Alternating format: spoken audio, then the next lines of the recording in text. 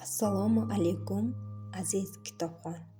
Odatda biror bir kitobni o'qishga tavsiya etar ekanmiz, yozuvchining mahorati-yu asarning tarbiyaviy ahamiyati haqida to'xtalamiz. Bu gal yondashuvni o'zgartirib, savol bilan boshlaymiz. Xo'sh, o'quvchi nega qimmatli vaqtini sarflab ushbu kitobni mutolaa qilishi kerak? Javob ham shu o'rinda topiladi albatta. Men ham o'g'limning oldiga kelib, yuragimni ochsam, dardlashsam, nima qipti?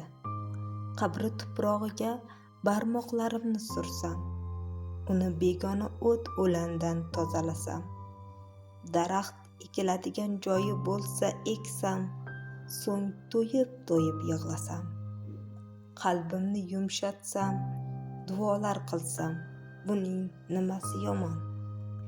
Mutolaadan keyin mehribon, jonkuyar va gunohkor ota haqidagi ushbu bitiklarni yaqinlaringizga albatta tavsiya eting.